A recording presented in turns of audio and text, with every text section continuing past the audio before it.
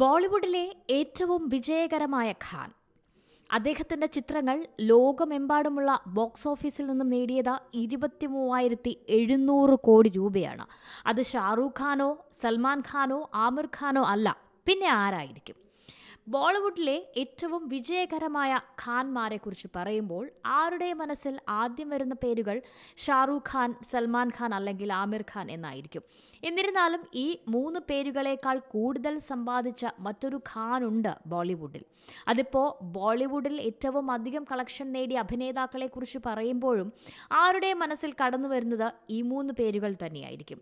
പക്ഷേ ഏറ്റവും വിജയിച്ച ഖാനെയാണ് നോക്കുന്നതെങ്കിൽ ഈ താരങ്ങൾ നേടിയ ബോക്സ് ഓഫീസ് കളക്ഷന്റെ കാര്യത്തിൽ ഏറ്റവും കൂടുതൽ കളക്ഷൻ നേടിയവരുടെ പട്ടികയിൽ ഒന്നാമതുള്ളത് മറ്റൊരു ഖാനാണ്.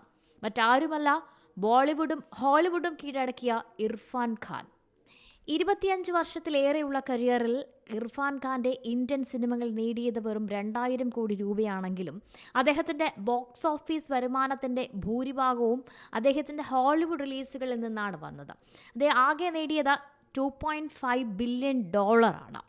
Jurassic World, The Amazing Spiderman, Slumdog Millionaire, Life of Pi തുടങ്ങിയ പ്രധാന ബ്ലോക്ക് ബസ്റ്ററുകളിലും ഓസ്കാർ നേടിയ ചിത്രങ്ങളും ഇർഫാൻ ഖാന്റെ ഹോളിവുഡിലേക്കുള്ള പ്രവേശനം അന്താരാഷ്ട്ര അംഗീകാരങ്ങളാണ് നേടിത്തന്നത്.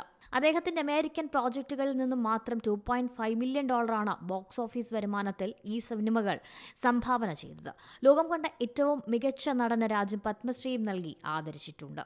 ക്യാൻസർ രോഗത്തെ തുടർന്ന് ഇർഫാൻ ഖാൻ 2020 53-ാം വയസ്സിലാണ് മരണത്തിന് കീഴടങ്ങിയത്.